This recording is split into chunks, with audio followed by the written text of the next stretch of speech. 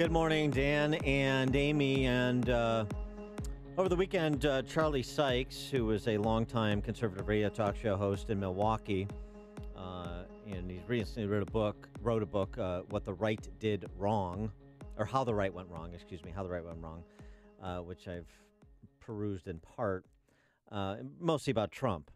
And Charlie Sykes sparred with Trump during the campaign on a show during the primary, and Trump took some shots at Sykes, and I don't think he ever quite got over that in part. And then in part, he just thinks Trump is bad news for the conservative movement and the Republican Party.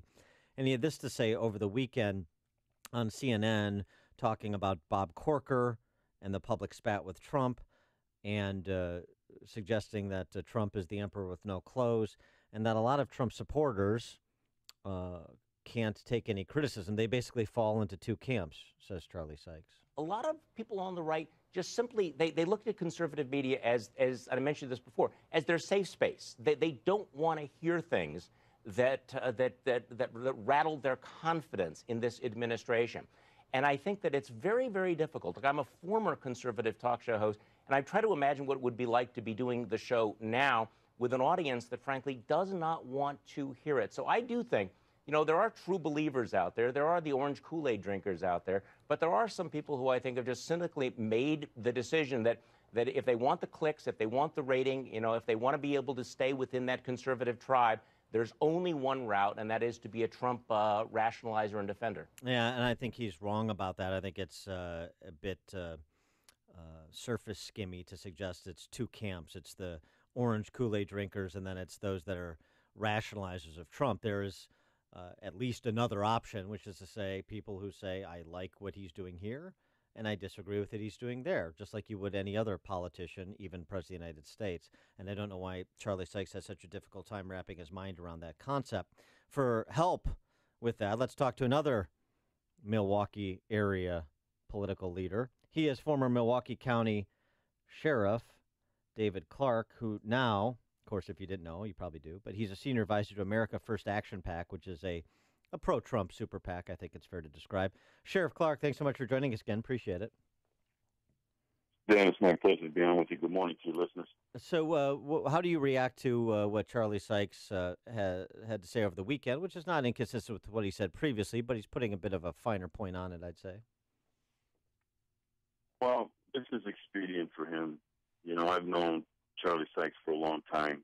I was a talk radio show host here in Milwaukee for many years.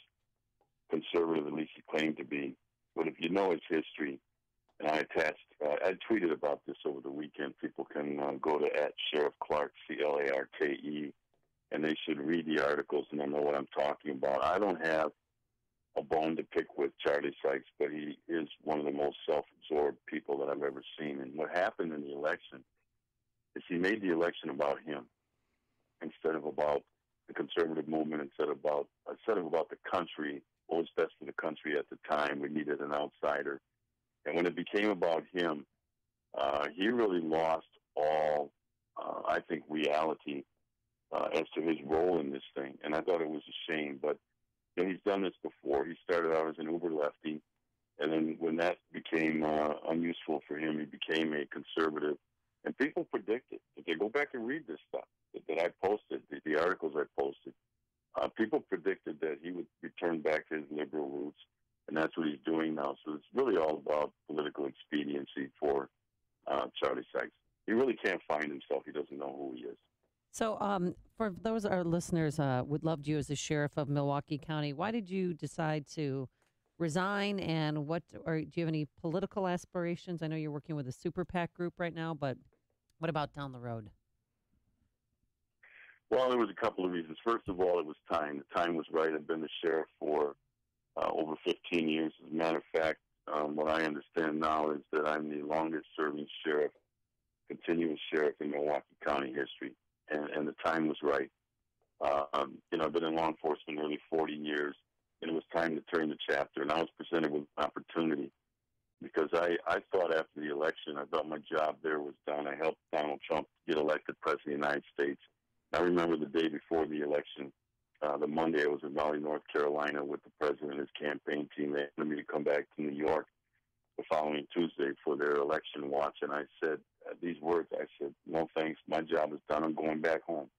But then when I saw this resistance movement strike up, almost immediately, but more so after the inauguration, I said, "Gosh darn it, I'm going to have to suit up again and get back in the fight." I helped him get elected. Now I got to help him, and from a different position. I was a foot soldier during the campaign, but now I'm expected to be a leader, a general, if you will, to fight for his vision, his policy, his direction for America. So I was presented with two opportunities. One is with America First Action. It's not only a PAC, a super PAC, there's a policy wing.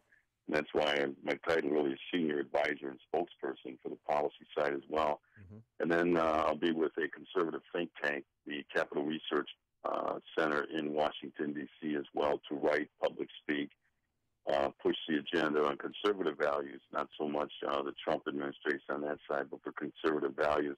So these opportunities were a chance for me to, like I said, turn the page and begin a new venture. I started a new enterprise, DAC Enterprises, and that'll be the base from which I do my work from here on out. I want to lean on your law enforcement expertise with respect to the Las Vegas shooting, because police, as I'm sure you know, have changed their account of what went down. The security guard in the Mandalay Bay Hotel who was shot was not shot during the assault or at the end of it. He was shot several minutes before the assault started. So now police are not certain.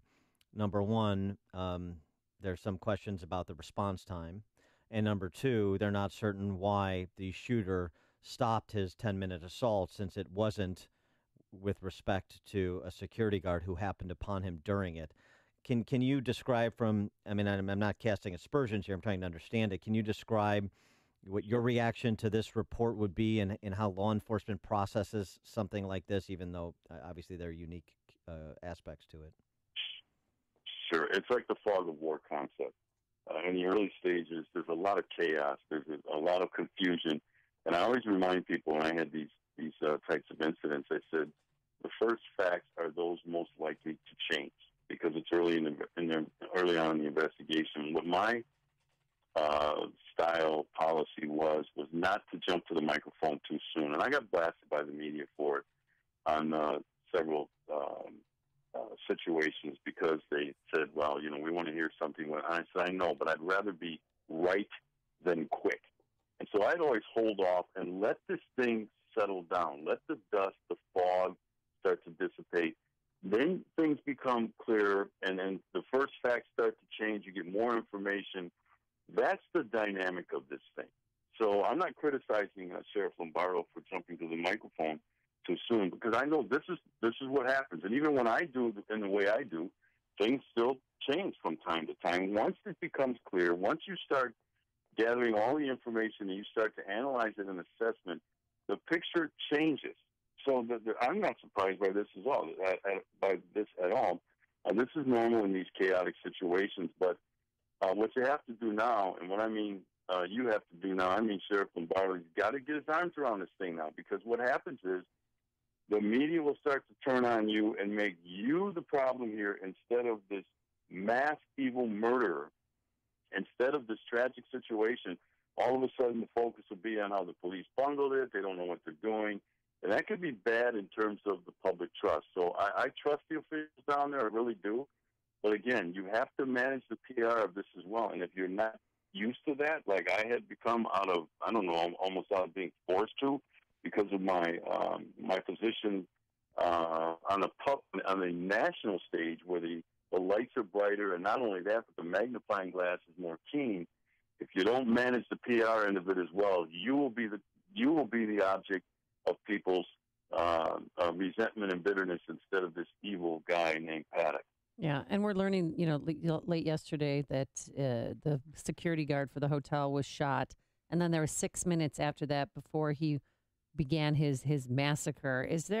Was 6 minutes enough to warn officials, to get them to that hotel room before he could have started shooting?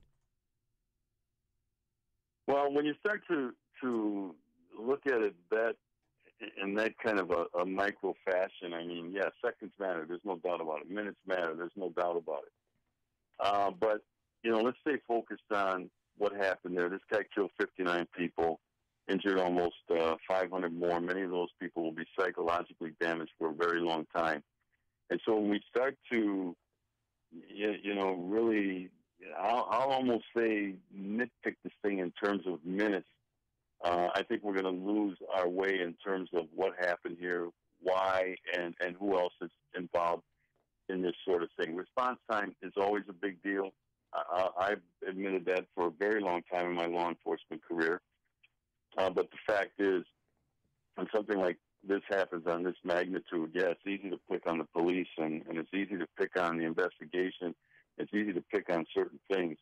But that's not what we should be doing right now. But this is kind of the evolution of these things. After the initial incident, there's a lot of panic, a lot of anxiety, and a lot of fear. And then, after that, the statements come out. And then it starts to slow down because the investigation becomes very tedious. They're looking closely at evidence, witness statements. Who else has to be interviewed? The forensic evidence starts to come back in. The ballistics tests and things like that start to come back in, and the picture becomes clearer. So, yeah, I mean, you and I know you're not doing this intensely. I mean, we could talk about 6 minutes and what could have happened, but I think that's counterintuitive at this point. All right. He is retired Milwaukee County Sheriff David Clarke, now senior advisor to America First Action PAC.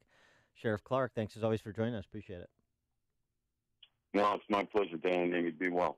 You too. And we'll have you back soon. And he joined us on our turnkey.pro answer line. If you're talking about